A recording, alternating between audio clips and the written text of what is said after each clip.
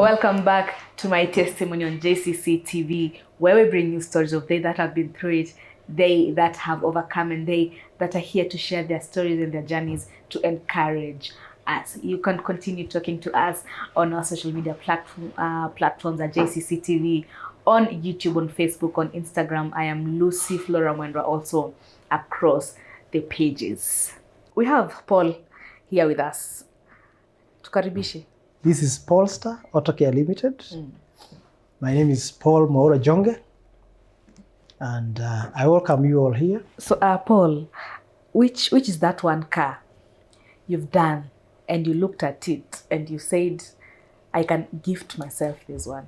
Wow, you know, Lucy, when you talk about vehicles, me and vehicles, we're inseparable, yeah? And there are many vehicles that I've done, others, you know, like salvaged vehicles, completely, you know, wreck. Eh? And then you refurbish the vehicles, you work on them, and then you end up seeing them on the road. For me, I have many of the vehicles I've done like those ones. Eh? But there is this one vehicle I did many years back. It was a Mini, you know. I bought it at 50,000 bob. It was abandoned somewhere. And I started working on it. I fixed new parts. These are car I could, you know, drive around and guys are like, wow, this is it. But before I enjoyed it, somebody spotted it on the road and he gave me an offer and really bought it for a good amount of money.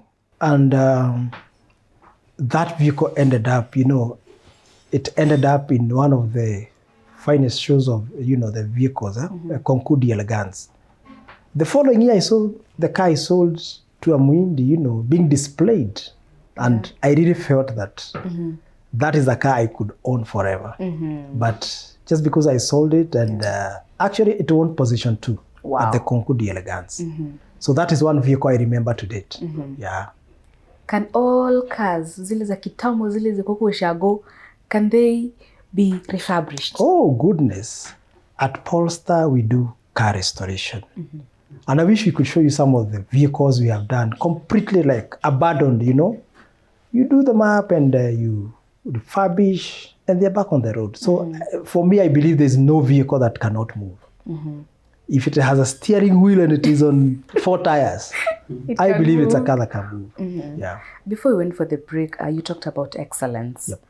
And we serve an excellent God, you know. In the story of creation, God looked at everything that he had created and said, it is good, you know. And here at Paulstar, excellence starts at the gate. Wow. How the gate is painted, the branding there, how you are received at the gate by the gate person, the gate manager, the interaction of the team members with the clients and with the visitors, the gear that they are in, it just speaks excellence. The place is just neat. It doesn't look like an ordinary garage. Wow. And I'm sorry to say, but us as Christians are ignorant sometimes, you know. I just want to pray and customers will come.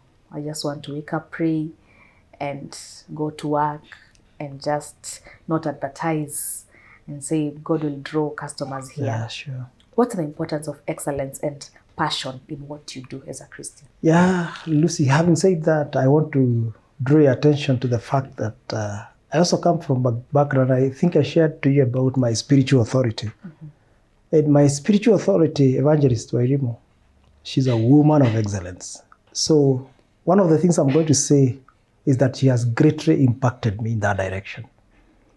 And yes, as you say, you might be doing a very good job, but who knows what you're doing? Yeah. So as a Christian, as much as you pray, you have a duty to make sure that how you work for people, the impact you leave for them as you work for them, the end product, you know, that is something that normally as Christians we don't really take serious.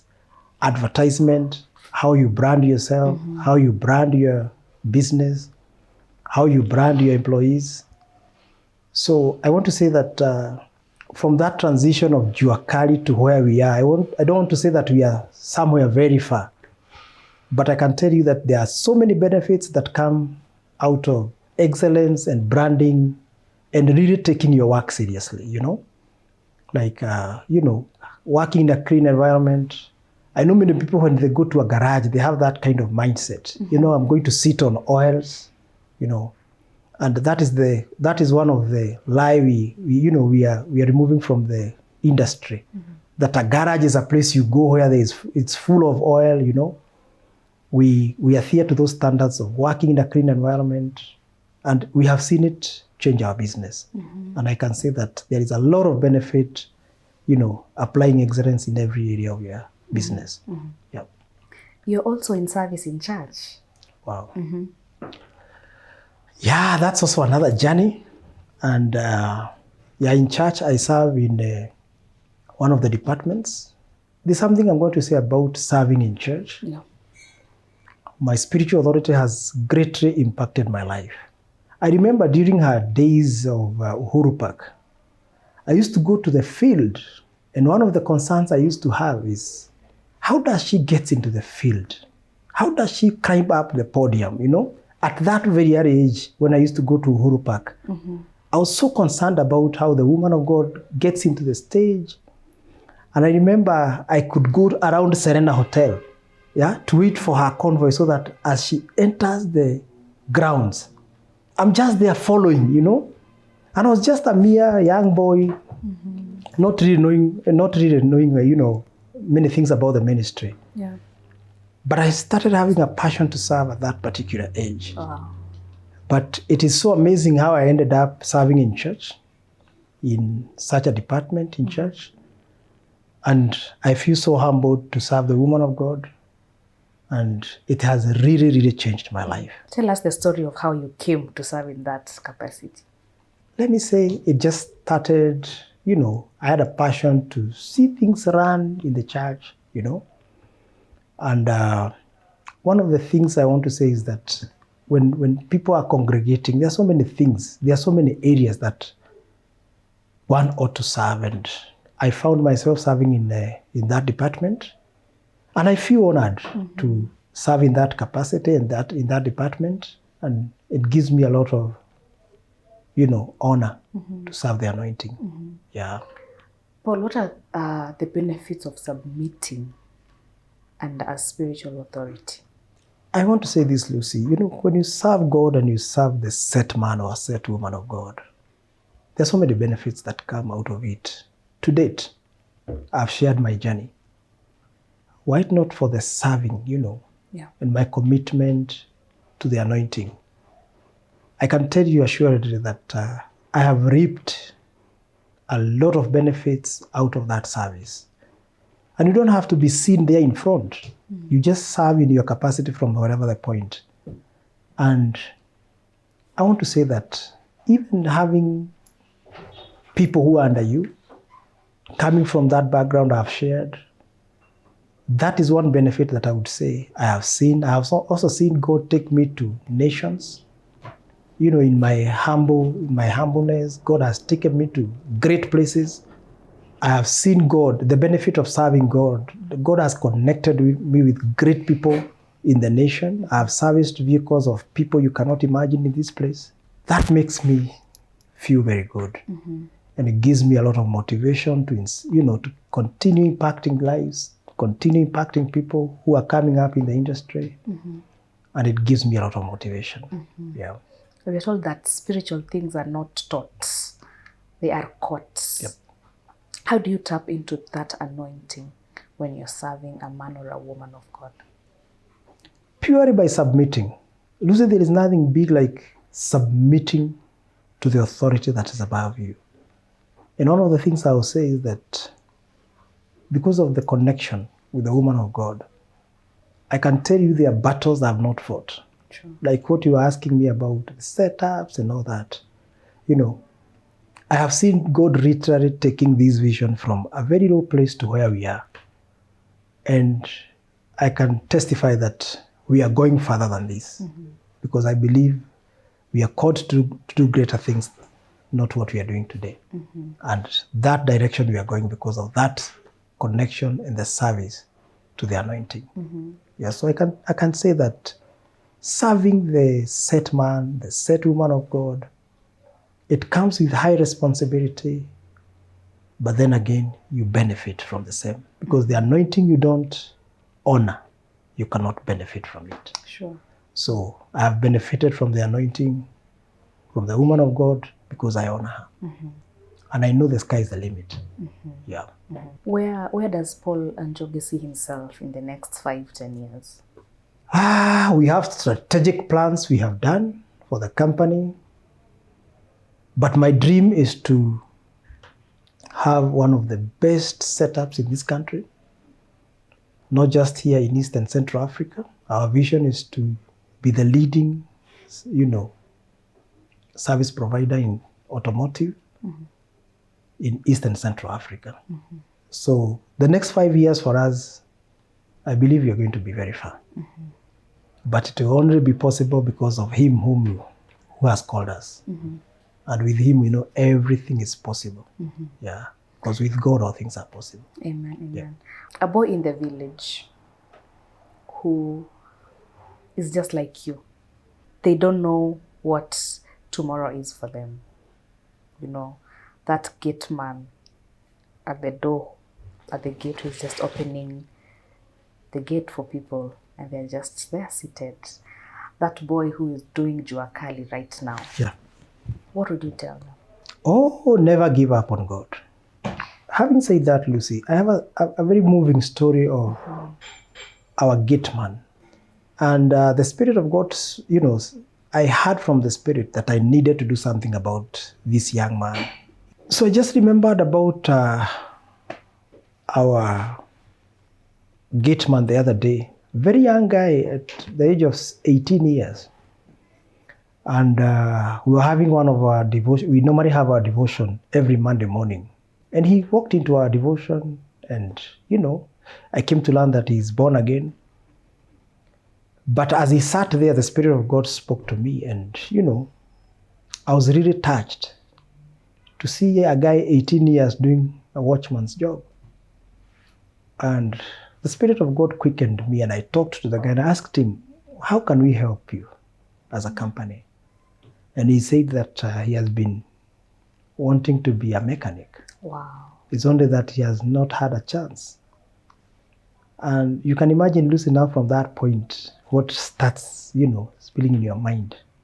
And I was quickened by the Spirit and the Lord spoke to me and told me to sponsor him. And I asked him how much he's paid. He told me the much he receives at the end of the month. And I told him, I'm going to pay you the same. And I enrolled him in the garage. So he's now one of our interns in the garage. Wow. So that is the kind of transformation and impact we want to put into people's lives. Mm-hmm. Yeah. What's the importance of raising an altar at your workplace? Oh, the altar of God speaks on your behalf. When you have an altar of God in your workplace, many things might go haywire. But when there is an altar speaking about you in your workplace, I can tell you, Lucy, in this office, lives have been changed. People have come into Christ. There are deals that have been done in this office. Miracles have happened in this office. And I remember when I was setting up this place, I just set up one side and I said, this will be an altar of God. So every morning when I step into the office, there is a place for God. And when you make a place for God, the rest is not your business. Yeah. And I can tell you, if only we know that in our businesses, we need that altar that will speak about anything you want. And I have seen this altar speak. So it is very, very important. Wherever you work, in whatever the setup you're in, make sure there is an altar of God in that place. Because the altar speaks. And I have seen it speak in my life. Yeah. What are some of the conceptions that are there about mechanics? Yeah, mechanics are known to be crooked people, unfaithful people, shortchanging you for this and the other. Yeah.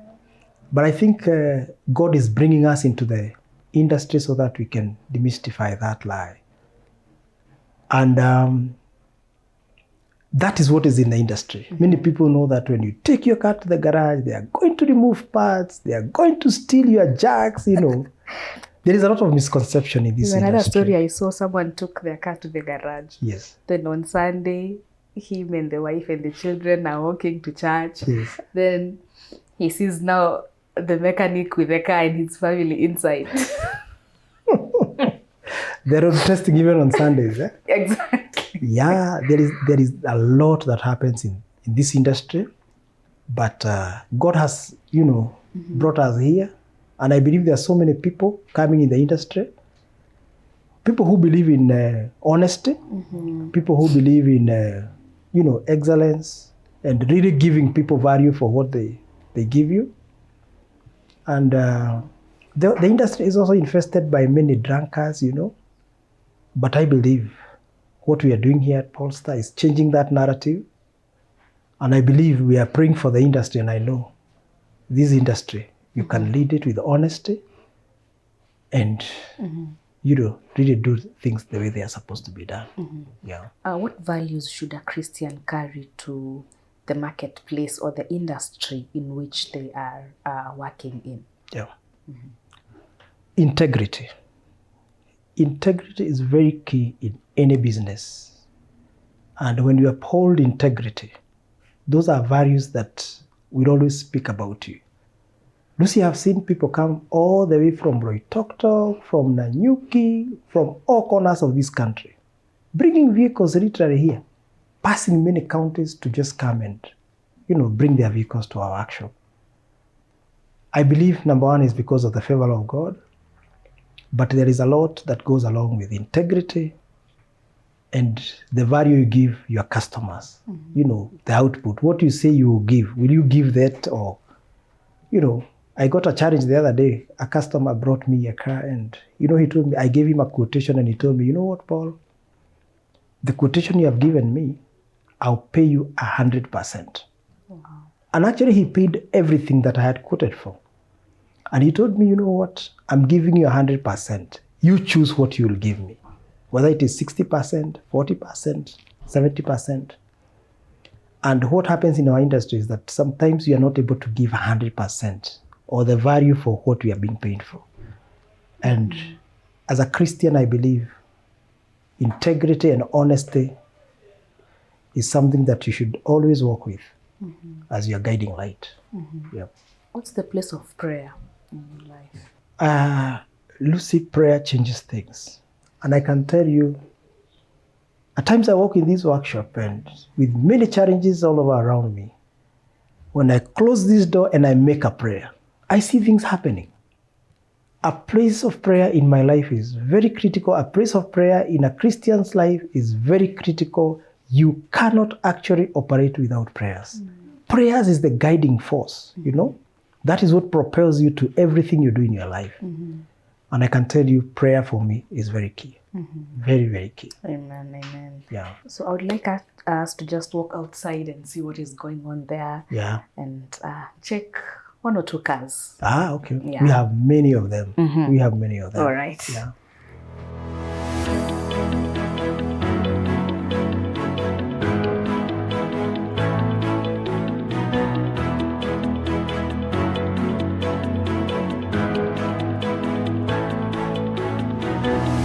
Yeah, so Paul, Yep. What's happening here? Lucy, this is not a junkyard. These are accident vehicles that are waiting to be worked on. So this one had an accident. We're actually waiting for the authority to start working on it. Okay. Yeah, so these are some of the vehicles I was telling you. Like this one was collected from a place just the other day. And we want to start working on it. Yeah. Hope soon I'll send you pictures of the same vehicle. We would really love to see this. When it's completely done. Right. So you transform this from, it looks like it cannot move again. Yes, from this state, now to be a car that is on the road, everything functional. Yeah, we also do this restoration. Yep. Okay. The same here? The same here, this is a pickup. This was in Mombasa. It had really rusted.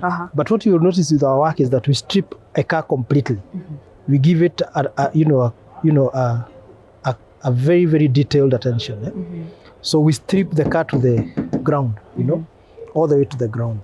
Yeah. So you can see this one, how it's rusted. So we have to strip it like this so that we can get the places that are rotten. We are able to do a gas weld, do a wash. So this pickup, by the time it will be at the bay there, it will be looking very good and very new. Okay. So you're able to address everything, gas welding, everything. Yeah, same here. You've seen this one is, you would say it's like a skeleton. Yeah. Yeah, we strip a car completely. When a car is moving on the road, you would think that it's something very fancy, but this is how a car looks when it is completely stripped. And the benefit of stripping a car like this is that you're able to address everything, where there are cracks, you put in everything, the wiring components, and by the time you finish doing the spray work and all that, it gives you a very good refinish. How do you take care of a car? Periodically one should be very careful to check. Sometimes many people, even when they wash their vehicles, they are not able to take care of the critical components of the vehicle, like the interior of the car. You see how this car is rotten? It's merely because every time it was washed, you leave it damp. So with that, you kind of, you expose the car to a lot of rot, and sometimes it ends up like this. So periodically, you should subject your car to an inspection sort of, whereby you can bring it to the workshop, we check your interior, we check your electricals. So periodic checks for a car is very, very advisable. And we advise our clients to, not just when the car is faulty, that's when we bring it to the workshop. You should have that program of having your car being checked even if it doesn't have a problem. You talked about leaving a car damp after washing. How or what should the process be? Sometimes you wash your car and then you leave it with water all around. You should have a way of drying up the water, even the people who wash for you the car. Make sure that the interior of the car is not damp, so that it does not subject to that kind of rotting. And how often should the car be brought for checkup or taken for checkup? Every 3 months. Every 3 months, Wow. At times, people say, my car, I've stayed for it within, a whole year. I've not done 10,000 kilometers. There's no need to service. We normally say 6 months maximum for, big capacity vehicles, whatever comes first. You service the car, not just because it is due for service, but in 6 months at least, you should have your car done a major check. But in 3 months, that check should be done. All right. Even a diagnostic, sometimes to get the report of how your car is running. Right. Some people say that a car is an asset. It's a liability, not an asset. Why would one say that? Why would one say that? When does a car become an asset and not a liability? A car becomes a liability when you neglect it. Let me tell you, there are people, sometimes they bring their vehicles. You do a quotation or a check and you give a list, like 3 pages of faults, But for people who take care of their vehicles, every time you notice something, take your car to the workshop, have it checked. Then it will not be a liability. But when you neglect your car and then it accumulates all those problems, then, even sorting out, you find a car with 10 problems, how do you even start sorting all those problems? So I would say the way you take care of your car, it gives you the service according to how you check it or how you maintain it. Just like your body, the way you take care of your body. Just like the way you take your body, the care of your body. You need to take care of your car. Periodically, you have to subject it to all those checks. You have to make sure that all the functions in the car, the electricals, the bodywork. Okay. I have seen a lot of cars, especially from where we come from, which look like this. What's the cause? That peeling of paint. So sometimes it happens because of poor materials. You find that this car was painted and poor materials were applied on it. So when you subject it on sun, outside, when on a hot environment, you find that the paint is peeling off. So we also advise our clients to get the best products from the market to avoid such kind of thing.